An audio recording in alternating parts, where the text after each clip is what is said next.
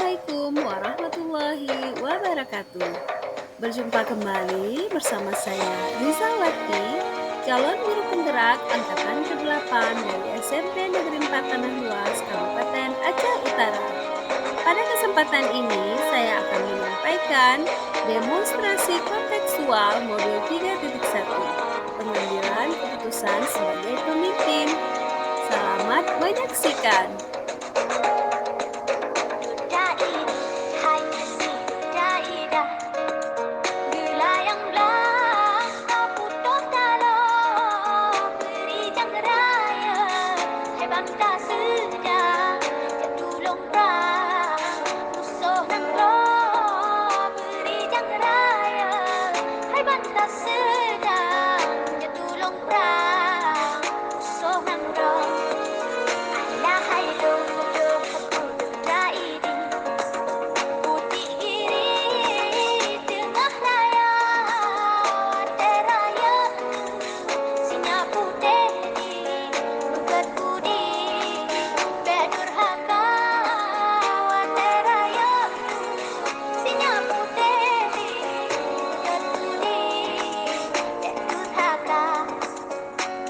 Assalamualaikum warahmatullahi wabarakatuh. Sebelumnya terima kasih Bu atas kesempatannya. Ibu sudah bersedia meluangkan waktu untuk saya hari ini. Pada kesempatan ini adalah pemenuhan tugas saya pada demonstrasi kontekstual modul pengambilan keputusan sebagai pemimpin. Nah, dalam kesempatan ini izinkan saya mewawancarai Ibu dan mengajukan beberapa pertanyaan terkait dengan mungkin permasalahan yang pernah Ibu alami selaku kepala sekolah dan bagaimana solusi-solusi yang Ibu ambil selaku pemimpin dari sekolah ini. Ibu, terima kasih Bu sebelumnya. Baik Bu, mungkin bisa Ibu ceritakan mungkin ada suatu masalah atau dilema yang dialami oleh sekolah mungkin pernah Ibu alami? Secara umum dia memang tidak ada, tetapi secara khusus ya salah satunya yaitu sulitnya penerapan budaya positif yang ada di sekolah kita, dikarenakan murid-murid kita sering terdatang terlambat dan mempunyai absensi yang banyak di berupa absen mereka, sehingga pembelajaran yang mereka ikuti kurang maksimal. Jadi budaya yang perlu kita tegakkan di sini yaitu budaya positifnya, yaitu murid terlalu banyak sering tidak disiplin, sehingga di sekolah kita ini masih ada budaya positif ataupun aturan-aturan yang ada di sekolah yang belum ditaati daripada siswa kita. Berarti dalam kasus ini terjadi dilema etika Bu ya? Iya. Artinya di satu sisi kita ingin menegakkan peraturan, sementara di sisi yang lain kita memikirkan juga mungkin latar belakang dari si siswa, kenapa dia terlambat ya? Iya.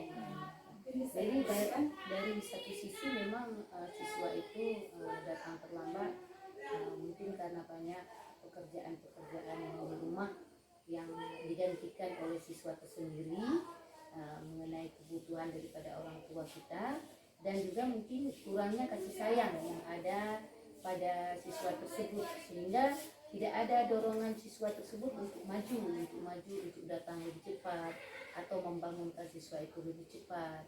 Jadi tidak ada yang kurangnya perhatian atau kepedulian orang tua terhadap siswa-siswa kita di sini ini ya. Baik, terima kasih. Berarti saya coba garis bawahi, berarti permasalahannya adalah terkait dengan usaha di satu sisi ingin menegakkan disiplin, namun di sisi yang lain merasa kasihan ya karena siswa-siswa tadi banyak yang kekurangan kasih sayang dari orang tuanya. Baik Bu, kita lanjutkan. Selama ini bagaimana Ibu mengidentifikasi kasus-kasus yang Ibu alami yang terjadi di sekolah Ibu? Apakah dia merupakan dilema etika ataupun merupakan bujukan moral? Berdasarkan kasus tersebut memang terjadinya dilema etika yang ditandai dengan adanya pilihan yang sama-sama benar. Tidak ada bujukan moral dalam kasus ini karena tidak ada pelanggaran hukum yang terjadi, sehingga untuk mengidentifikasi dilema etika itu, rujukan moral perlu dilihat dari tipe kasus dan pilihan yang muncul. Baik Bu, pertanyaan selanjutnya, selama ini bagaimana Ibu menjalankan pengambilan keputusan di sekolah Ibu, terutama untuk kasus-kasus di mana di dalam kasus itu ada dua kepentingan yang sama-sama benar, maksudnya sama-sama mengandung nilai kebajikan.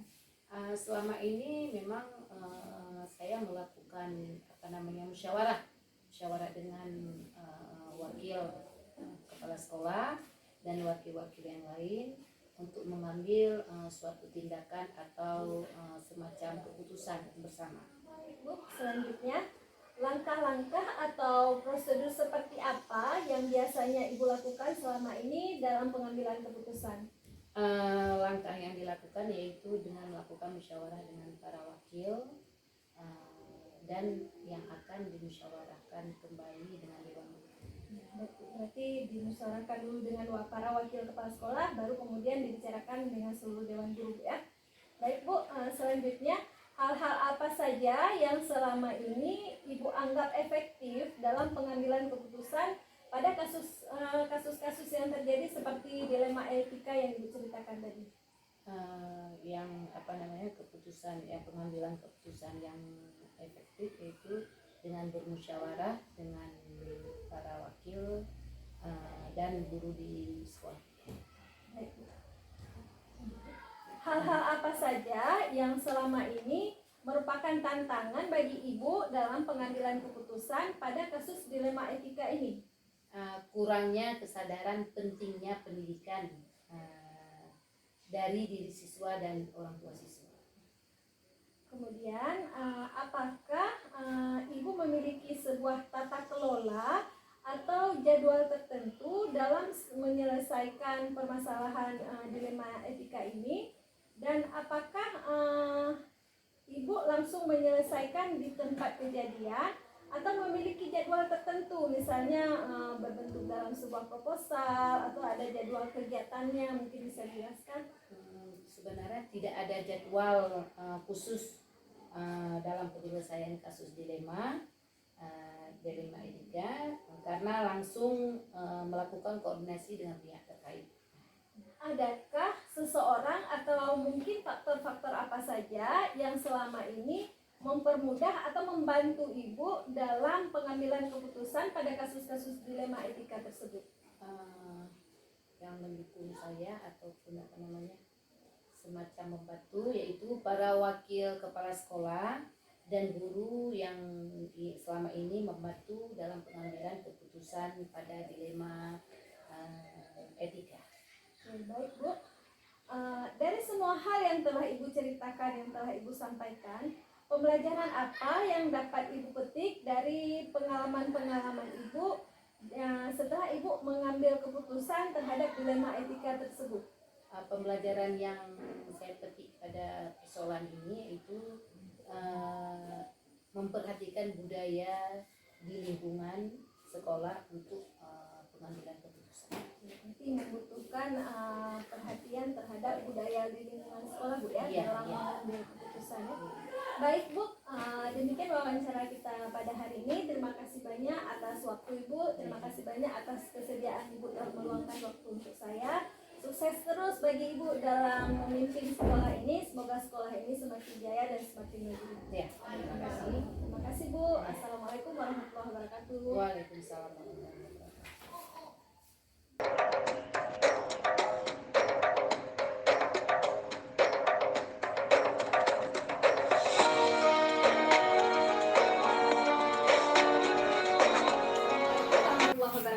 Waalaikumsalam warahmatullahi wabarakatuh. Terima kasih banyak Bu Niar atas kesempatan dan waktunya hari ini. Ini merupakan pemenuhan tugas saya pada modul Dinget P1 tentang pengambilan keputusan sebagai seorang pemimpin. Sebelumnya saya akan bertanya nanti beberapa hal kepada Bu Niar, dan mungkin ini sebuah bentuk sharing ya, Bu Niar berbagi pengalaman dan informasi kepada saya. Nah, mungkin Bu Niar bisa menceritakan pernah menghadapi masalah dilema etika seperti apa di sekolah Bu Niar dan mungkin solusinya bagaimana? Baik, alhamdulillah saya dipercayakan sebagai narasumber untuk menyelesaikan tugas Bu Ida. Kalau kategorikan bilang gini, di sini boarding school, jadi tentu pasti ada masalah dan hal yang diambil pun ke depannya bagaimana. Jadi masalah yang ada di sini itu ada kemarin kasusnya kami siswa kelas 3, dia melanggar peraturan. Melanggar peraturan di sini bahwa kita di sini tidak boleh siswa itu membawa HP. Dan peraturan lainnya memang harus dilaksanakan. Akan tetapi siswa tersebut dia kedapatan membawa HP. Jadi sementara dia itu sudah kelas 3, jadi sikapnya bagaimana di kabin? Jadi di sini mungkin ada yang Bu Rita tanya, ini bagaimana dilema etika dan dilema moralnya gitu ya. Kalau kita bilang untuk moralnya, dilema moralnya, seharusnya dia itu kita keluarkan karena dia memang sudah melanggar peraturannya. Tapi kalau kita lihat di dilema etika tadi, tidak mungkin kita keluarkan siswa tersebut, nanti berdampak kepada siswanya karena dia siswa sudah kelas 3. Jadi bagaimana hal yang kita ambil, ya sama-sama kita wawancara, kita musyawarah dengan warga sekolah, bagaimana sikapnya, bagaimana kita hal yang kita ambil ke depannya. Baik Bu Niar, makasih. Nah Bu Niar, saya punya beberapa pertanyaan nih terkait dengan dilema etika itu. Oke, pertanyaan yang pertama, selama ini bagaimana cara Bu Niar mengidentifikasi kasus-kasus atau permasalahan dilema etika yang terjadi di sekolah Bu Niar? Kalau untuk sekarang mengidentifikasinya itu memahami masing-masing kasusnya, bagaimana kasusnya. Jadi nanti kita setelah itu berkomunikasi dengan pihak-pihak yang terlibat dengan warga sekolah, bagaimana kita mengambil sikap terhadap kasus tersebut. Oke, baik. Selama ini Bu Niar bagaimana menjalankan pengambilan keputusan di sekolah itu, terutama berkaitan dengan kasus dilema etika tadi, mengingat dia mempunyai dua kepentingan yang sama. Artinya di satu sisi kita ingin menerapkan disiplin, sementara di sisi yang lain kita ingin memiliki rasa kasih sayang atau kasihan terhadap si siswa tersebut. Nah, keduanya sama-sama mengandung nilai kebajikan. Kalau untuk itu kami mempertimbangkan kedua hal yang sama dan membentuk faktor-faktor apa saja dari pihak mana saja. Setelah itu apakah kepentingan itu kami lihat dari perorangannya atau kepentingan orang lain. Jadi kalau memang itu mengandung nilai kebenaran, rasanya rasa adil dan bela kasihan itu yang harus berdampak ke siswanya. Baik, selanjutnya hal-hal apa saja yang mungkin selama ini merupakan tantangan dalam pengambilan keputusan ini? Kalau kita bilang tantangannya, mungkin kurangnya kesadaran tentang pentingnya pendidikan siswa. Kalau seandainya mereka tahu itu pendidikan itu penting, mungkin mereka tidak melakukan hal-hal tersebut yang akan berakibat bertanya nanti ke siswanya juga. Mungkin mereka akan lebih disiplin ya, jika tahu hal itu penting ya. Oke, baik, kita lanjutkan.